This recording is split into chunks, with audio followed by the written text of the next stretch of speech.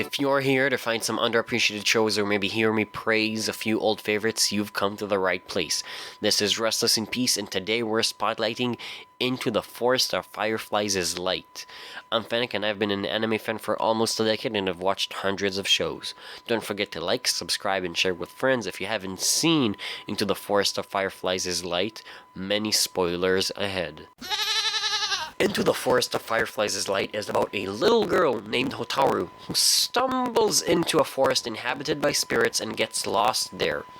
She meets Gin, a young man who seemingly never ages, and if he's ever touched by a human, he is bound to disappear. He guides her out of the forest while both of them hold the opposite ends of the stick. You know, because if they hold hands, he dies.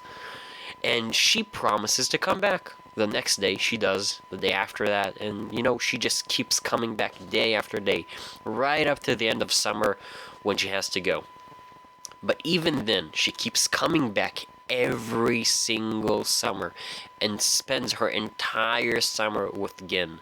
Summer after summer, Gin and Hotaru slowly fall in love until one summer when Gin invites Hotaru to a spirit festival, where spirits disguise themselves as humans. It's so convincing, in fact, that sometimes humans wander in without anyone noticing.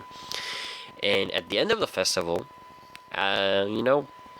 kids running around, Gin and Hotaru are having fun. There's this kid who's about to fall, and Gin grabs their arm so they don't. But turns out that kid isn't a spirit, it's actually a human child that attended the festival. And once Gin came into contact with them, he started to disappear until he was finally just gone. And that's the entire movie. That's where it ends. That's literally everything that happens. I just described the entire movie start to finish. Now, this is a very popular movie that gets a lot of praise and is often highly rated, but it's actually highly overrated. Here's the thing. I've been wanting to watch this for years. I've seen clips of it here and there, and it looked like it would be a very nice romantic tearjerker.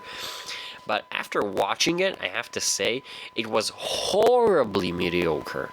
It has a really good premise, and the execution wasn't bad. It was just too mediocre. And that's possibly worse. Now, I really, really wanted to like this movie, which is why I have hours upon hours of research into trying to figure out what mountain god cursed Gin, based on what mountain does the movie take place in, which I try to figure out based on the kinds of flowers that we see in the movie, the chirps of the birds, the mountain being far from the sea but still having bodies of water where you can fish, as well as several other factors.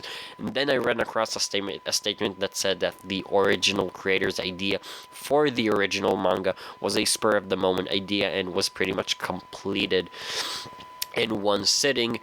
I have no idea if this statement is true, but it would explain my difficulty in finding a definitive answer to even the location where this movie takes place.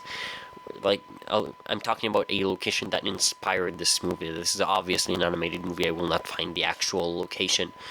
Now, you might be thinking, why would this guy put so many hours into a movie he doesn't even like all that much? And that's because I want to like this movie so badly. I really, really do, but I just can't. And I think it's because Gin and Hotaru's relationship, their love just feels super empty. I look at them and I just don't see two people who are in love. I see two people who are written to be in love. And because I don't feel any connection between them, I honestly don't really care when Gin dies. It's like there's no actual stakes to him dying. Nothing happens. Like, people are, on paper sad, but doesn't feel like it. Not even a little bit.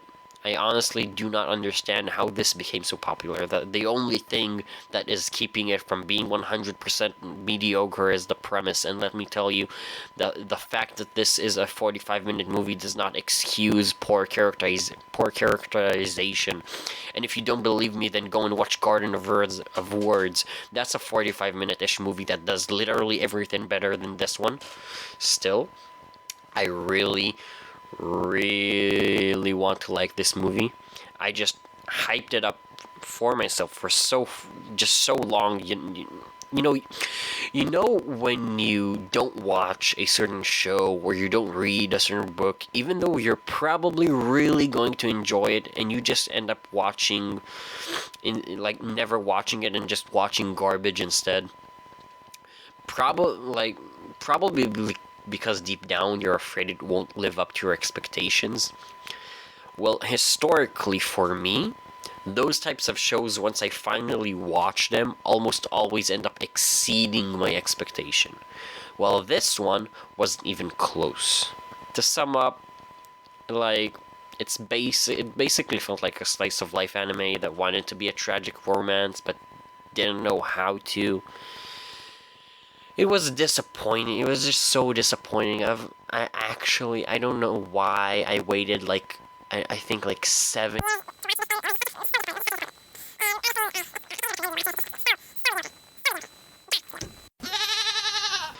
Finally, I do not recommend you watch Into the Forest of Fireflies Light if you haven't, and don't forget to like, comment, subscribe, and share with friends. By the way, sorry if I'm not like as energetic as usual. Not feeling that well. I think I have a cold, headaches, stuff like that. So, sorry about that. Next week I'll probably be better.